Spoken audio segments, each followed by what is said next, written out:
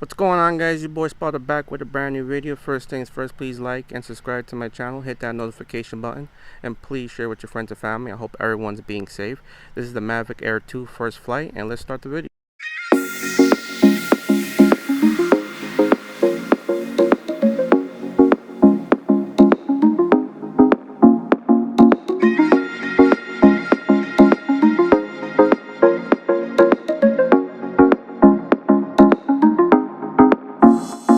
What's up, guys? Got the drone in the air. I did my checks.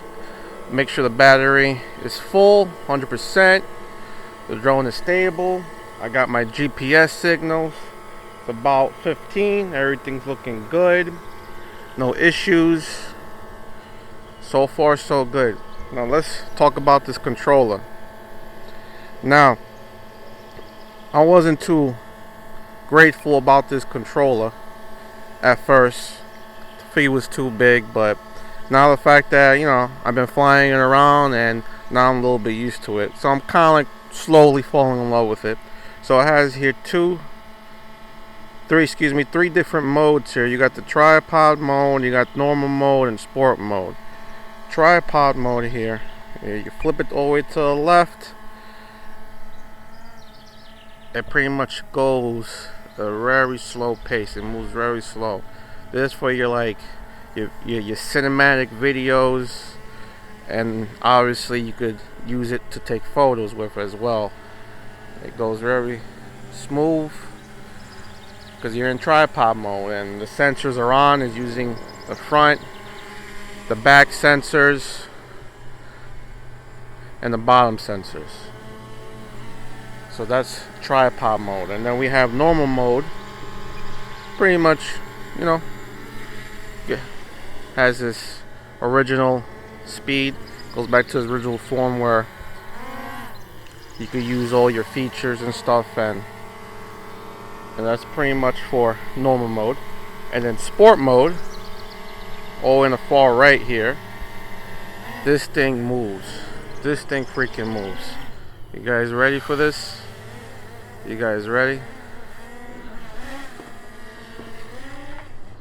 Woo!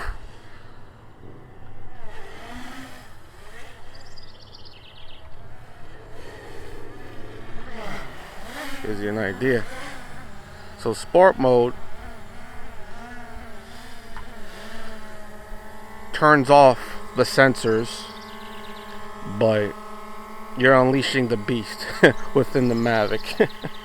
And obviously the one biggest thing I've noticed about the Mavic, it's freaking noisy. It's a loud drone in my opinion, but the power it packs, it's pretty impressive. But that's my opinion so far of how the controller communicates with the drone with OcuSync 2.0 now, because the original Mavic Air didn't have OcuSync. It will have a Wi-Fi signal, and then you don't go as far as the Wi-Fi signal. With OcuSync, you go a little further, and you have a better, stronger connection, way stronger connection, and you go places. And the biggest feature here with this new one is the Active 3.0. So I'm gonna back up a little bit, go in the air. I'm gonna put it in normal mode, leave it in normal, and then I'm gonna highlight myself. So I'm gonna highlight myself here. So I go like that, and then you hit trace and you hit go. And now the drone should be following me now. So if I make a far right here, it's following me. And I could juke it. Juking it. Hey. Still got me. Still got me. Still got me in the tracker. And it's following me. So let's go around the my little clubhouse here. Let's see if it follows me around. Hate the way I walk in video, but I'm gonna walk with some hip, and the drone is still following me.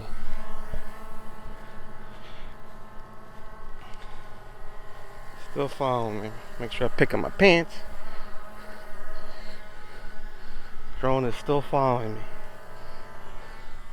Look at that. Look, it went higher. Oh, it might have a little trouble following me. Nope, it got through. Holy snap. This is dope. This is great. This is awesome. And that's Active Track 3.0, ladies and gentlemen.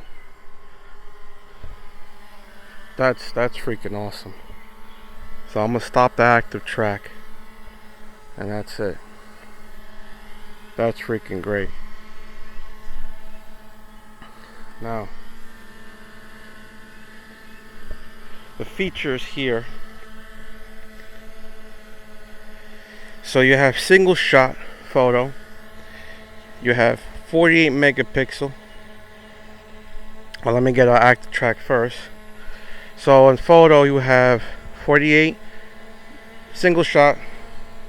You can shoot in manual as well. You could use the shutter speed and the ISO speed, but you can't use aperture, which I was a bit bummed out. So you can't control the aperture of the drone. But if you leave it on auto, it does the work for you. It's pretty clear. It balances off for you. You know, the white balance is also submitted into the process. And then this 48 megapixel makes the box shorter. So apparently he shoots 48 megapixel as well, which is pretty impressive. I don't see the whole point of 48 shooting 48 megapixel is if you want to post things on social media, because when you post things on social media, it's going to minimize the it's going to decompress the file to what Facebook wants, to Instagram wants, so you can't upload raw files. That's just how it is. But smart, I usually shoot pretty much all the time, which is easier. It balances the a high dynamic range of the photo, so that's pretty much enabled, and it's clear as day when you shoot those type of photos. And then you have bursts. You can shoot multiple bursts. There's time shoot,